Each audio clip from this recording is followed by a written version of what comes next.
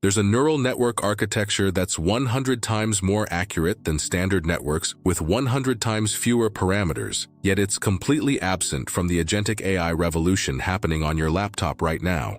I analyzed 42 sources, including papers from ICLR, ICML, and the latest open-source benchmarks to answer one question: will Kolmogorov-Arnold Networks ever make sense for local, open-source AI agents, or are they permanently stuck in the lab? By the end of this video, you'll understand exactly what KANs are, why they don't fit agents today, and the 3 specific scenarios where that's about to change.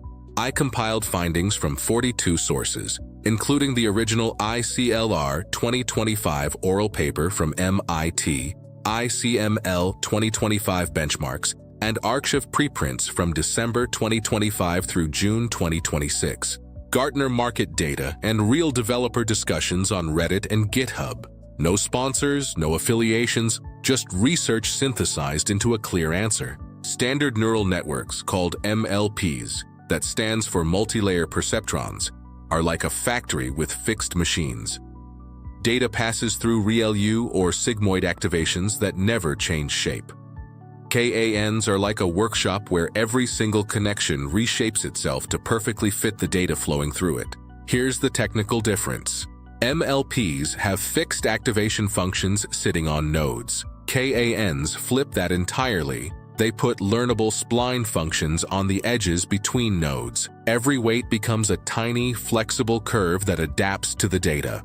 This was published as an ICLR 2025 oral paper by Ziming Liu and Max Tegmark's group at MIT.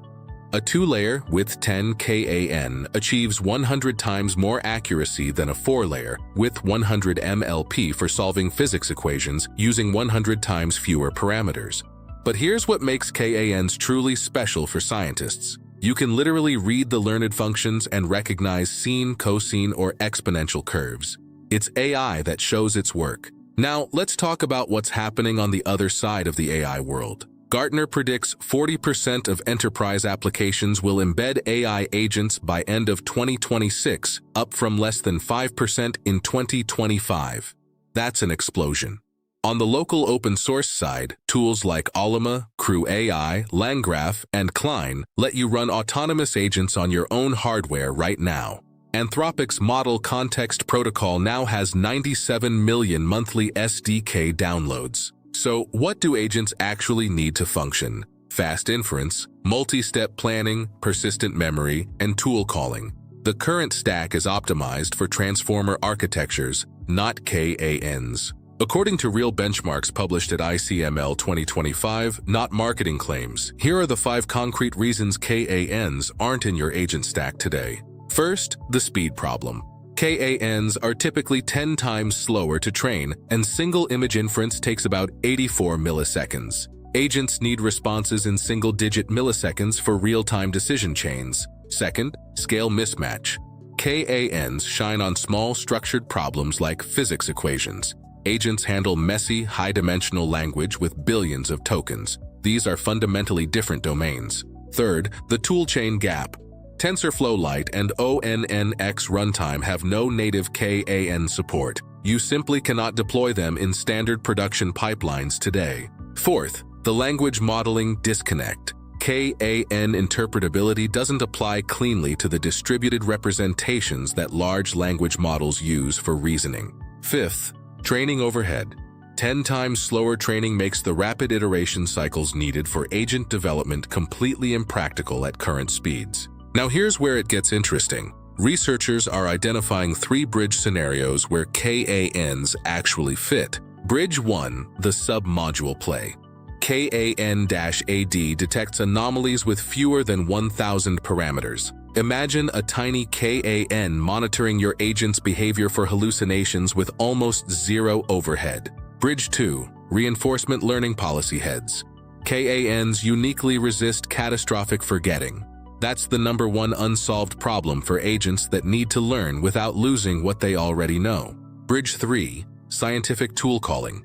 Your large language model agent could call a KAN module specifically for equation discovery, the same way it calls a calculator today.